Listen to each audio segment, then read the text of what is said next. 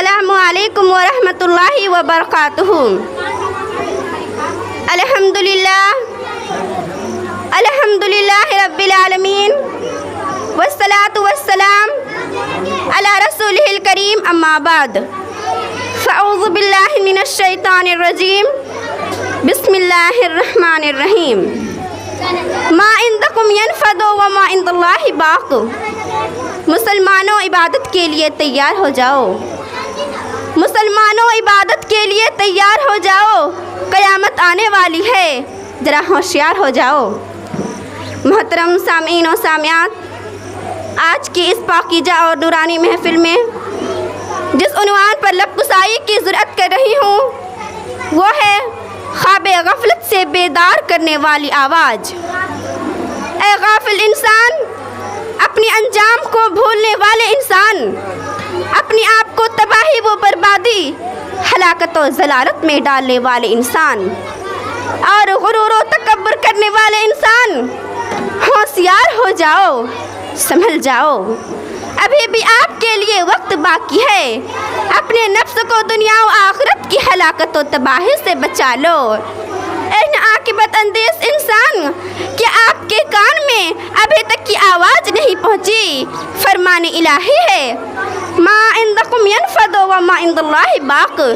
जो कुछ भी तुम्हारे पास है वो बहुत जल्द ख़त्म होने वाली है और जो कुछ अल्लाह के पास है हमेशा बाकी रहने वाला है। ऐ पराई चीज़ों पर नाच करने वाले इंसान, ऐ दूसरों की चीज़ों पर फख्र करने वाले इंसान, सुन ले कि आपके पास जितनी भी चीज़ें हैं ये तमाम की तमाम एक दिन ख़त्म होने वाली है।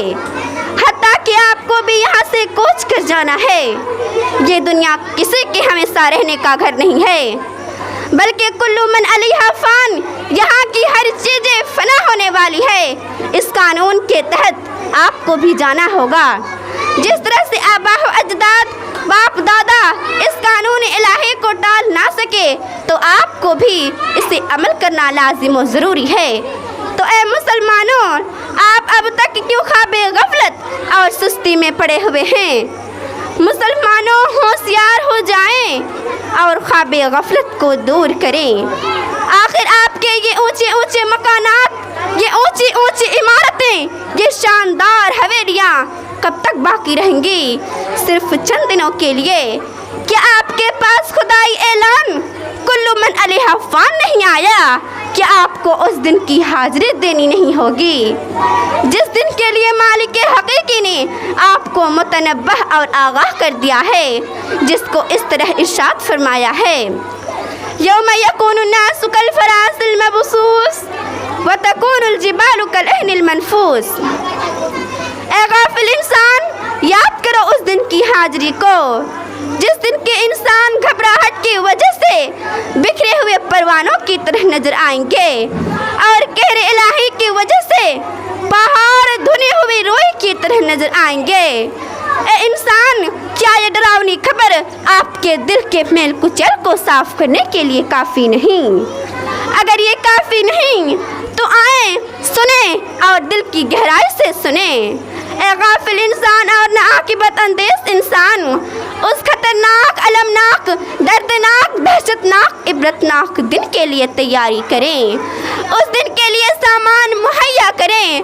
उस कठिन मंजिल को तय करने के लिए अपनी जादे राह की कोशिश करें और उस मुसीबत से छुटकारा पाने के लिए आलात तैयारी करें जिस दिन के लिए अल्लाह रब्बुल आलमीन ने इरशाद फरमाया है, या अय्युहन्नास तक़ू रब्बकुम इन्ना ज़लज़लतिश्शाअति शैउन अज़ीम यौमा तरौनहा तज़हलु कुल्लु मुर्ज़िअतिन अम्मा अर्ज़अत व तज़ाउ कुल्लु ज़ातिन हम्लिन हम्लहा व तरुन्नासा सुकारा व मा हुम बिसुकारा वलाकिन अज़ाबल्लाहि शदीद। ए इंसानों, अपने रब्बे हकीकी से डरो। यकीनन क़यामत का जलजला बहुत बड़ी चीज़ है। ए इंसानों, तुम उस दिन देखोगे कि माँ अपने कलेजे के टुकड़ों को, अपने शीरखार दूध पीने वाले बच्चों को खौफ और दहशत की वजह से भूल जाएंगी।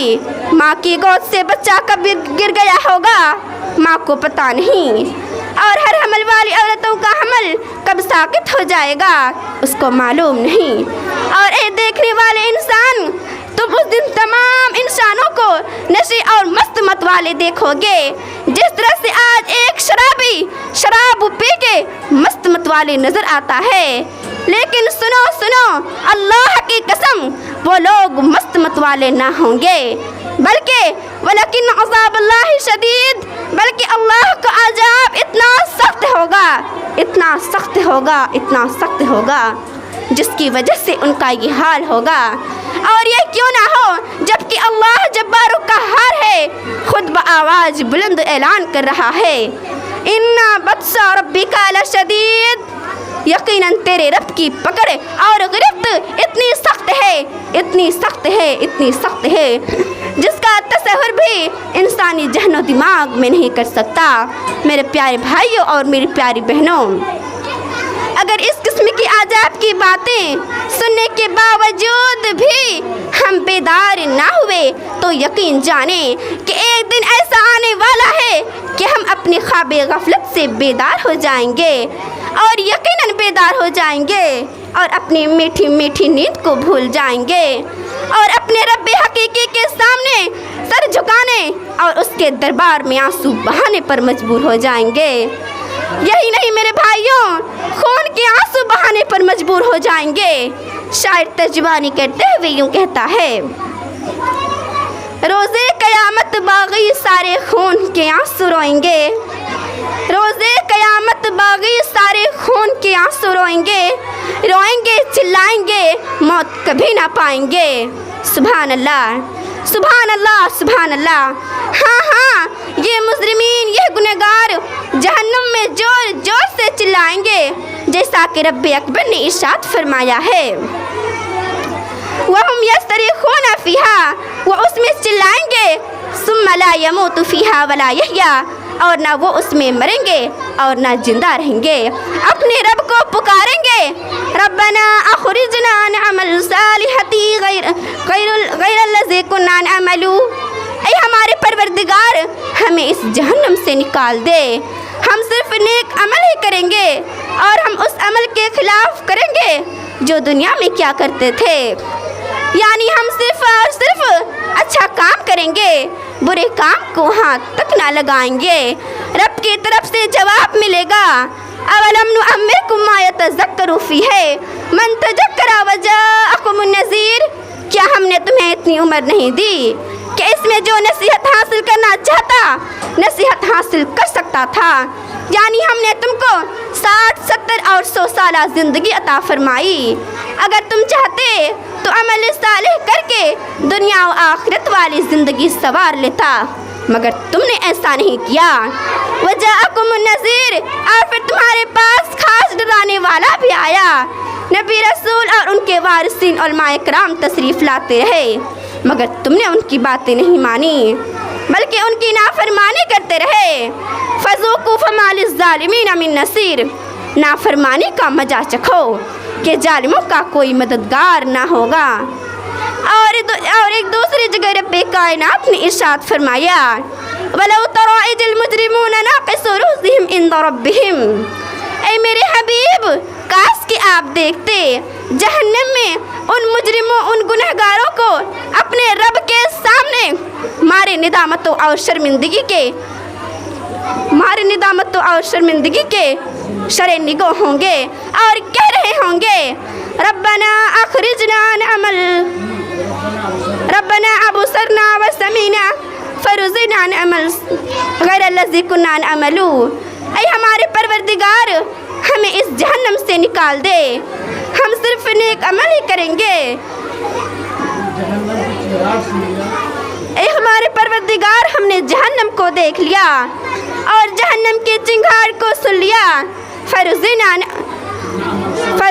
अमल सालिहा, हमें दुनिया के अंदर भेज दे, हम सिर्फ अमल सालिह करेंगे। इन्नल मुहकिनून, यकीनन हमें पूरा यकीन, बेशक हमको पूरा यकीन हो गया है कि तेरा वादा बिल्कुल सच्चा है, जन्नत जहन्नम हक है। मेरे भाइयों, क्या अल्लाह तबारक व तआला हमें दोबारा दुनिया के अंदर भेज देगा? हरगिज नहीं, ہرگز نہیں، ہرگز نہیں، بلکہ رب نے تو یہاں تک فرمایا وَلَوْ رُدُّوا لَعَادُوا لِمَنْ عَنْهُ وَإِنَّهُمْ لَقَاذِلُونَ، اگر ان مجرموں، ان گنہگاروں کو دوبارہ دنیا کے اندر بھیج دیا جائے تو یہ وہی کریں گے جس سے انہیں منع کیا گیا تھا، یقیناً یہ جھوٹے ہیں۔ اور ایک تیسری جگہ رب کائنات نے ارشاد فرمایا کَلَّا إِذَا دُكَّتِ الْأَرْضُ دَكًّا دَكًّا وَجَاءَ رَبُّكَ وَالْمَلَكُ صَفًّا صَفًّا، اے انسانوں یاد کرو اس دن کو جس دن کے زمین ریجا کر کے ہموار چٹیل میدان بنا دی جائے گی، اور تیرا رب اس حال میں آئے گا جبکہ تمام فرشتے مارے ڈر اور دہشت کے صف باندھتے ہوئے آئیں گے، اور جس دن جہنم کو میدان محشر میں لاکھوں کروڑوں فرشتوں کے ذریعہ گھسیٹ کر لایا جائے گا، اس دن انسان نصیحت حاصل کرے گا، اپنے گناہوں کو یاد کرے گا، روئے گا، پسمہ ہوگا، وعدہ و اقرار کرے گا اور اپنے رب سے عہد کرے گا اے میرے پروردگار ہمیں اور ایک مرتبہ دنیا کے اندر بھیج دے، ہم نہایت ہی خلوصیت کے ساتھ تیری بندگی کریں گے، تیری عبادت کریں گے، تیری پرستش کریں گے اور تیرے ذکر سے کبھی غافل نہ ہوں گے۔ تب خداوند کو دوست کی طرف سے جواب ملے گا اولم نعمرکم ما وَأَنَّ لَهُ الذِّكْرَىٰ، کیا ہم نے تمہیں اتنی عمر نہیں دی کہ اس میں جو نصیحت حاصل کرنا چاہتا نصیحت حاصل کر سکتا؟ اب نصیحت حاصل کرنے کا وقت کہاں، امتحان کا نتیجہ نکل چکا، اب رونے دھونے سے کوئی فائدہ نہیں۔ یقول یا لیتنی قدمت لحیات، پھر وہ کہے گا اے کاش میں اپنی زندگی کے لیے کچھ نیک اعمال آگے بھیجا ہوتا تو آج میرا یہ انجام نہ ہوتا۔ فَيَوْمَئِذٍ لَا يُعَذِّبُ عَذَابَهُ أَحَدٌ، اس دن اللہ کا عذاب جیسا کسی کا عذاب نہ ہوگا، وَلَا يُوثِقُ وَثَاقَهُ أَحَدٌ، اور نہ اس کی قید و بند جیسی کسی کی قید و بندی ہوگی۔ میرے پیارے بھائیوں اور میری پیاری بہنوں، جب یہ چیزیں یقینی ہے اور قیامت کے دن میدان محشر میں ایسا ہونے والا ہے جیسی کرنی ویسی بھرنی، دنیا میں جیسا عمل کرو گے آخرت میں ویسا ہی انجام ہوگا، تو ہم اب تک کیوں خواب غفلت اور سستی میں پڑے ہوئے ہیں؟ مسلمانوں کس بات کا انتظار ہے؟ کیا ہماری ہدایت کے لیے آسمان سے فرشتے آئیں گے؟ کیا ہمارے پاس کوئی نبی آنے والا ہے؟ ہرگز نہیں، ہرگز نہیں، ہرگز نہیں، بلکہ سب سے آخری نبی آقا نامدار احمد مصطفیٰ محمد رسول اللہ صلی اللہ علیہ وسلم تھے۔ وہ بھی تشریف لے گئے اور جاتے جاتے یہ کہہ گئے انا خاتم النبیین ومن لا نبی بعدی، میں ہی آخری نبی ہوں اور میرے بعد کوئی نبی آنے والا نہیں ہے۔ تو یقین جانے وقت بہت قریب ہے، بلکہ صرف آنکھیں بند کرنا ہے، آنکھیں بند ہو جائیں گی بس تمام معاملہ ختم ہو جائے گا، پھر ہمیں قبر میں کوئی توشہ بھیجنے والا نہ ہوگا، کوئی مرغ و مسلم بھیجنے والا نہ ہوگا، اس لیے قبر کے توشہ کے لیے ہمیں ابھی سے ہی تیاری شروع کر دینی چاہیے، ابھی بھی وقت ہے اپنی جاتے راہ کے لیے اور آخرت میں کامیاب ہونے کے لیے عمل صالح کریں، عمل صالح کریں، عمل صالح کریں، کیونکہ عمل سے زندگی بنتی ہے جنت بھی جہنم بھی، عمل سے زندگی بنتی ہے جنت بھی جہنم بھی، یہ خاکی اپنے فطرت میں نہ نوری ہے نہ ناری، اور کر جوانی میں عبادت کاہلی اچھی نہیں، کر جوانی میں عبادت کاہلی اچھی نہیں، جب بڑھاپا آ گیا کچھ بات بن پڑتی نہیں۔ میرے بھائیوں، بڑھاپا خود لا علاج بیماری ہے، کمر میں درد، گھٹنوں میں درد، نہ رکوع صحیح نہ سجدہ صحیح، اسی لیے رسول پاک صلی اللہ علیہ وسلم نے اس جوان کی بڑی تعریفیں کی ہیں، بلکہ ان 7 خوش نصیبوں اور خوش قسمت والوں کی جماعت میں شمار کیا ہے جس کو رب ذل جلال قیامت کے دن اپنی رحمت کی سایہ میں جگہ دے گا، اور اس دن عرش الہی کے سایہ کے علاوہ وہ کوئی سایہ نہ ہوگا۔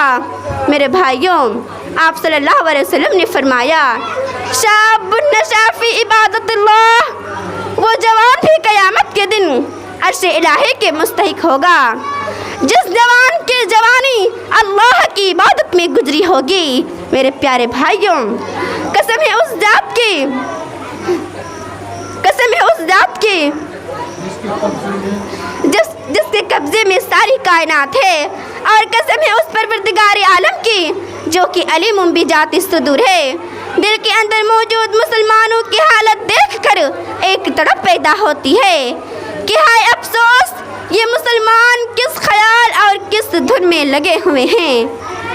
کیا نعوذ باللہ، ہمارے نبی صلی اللہ علیہ وسلم یہی بددینی سکھلانے کے لیے دنیا میں تشریف لائے تھے، اور اسی طرح اباسوں والی زندگی گزارنے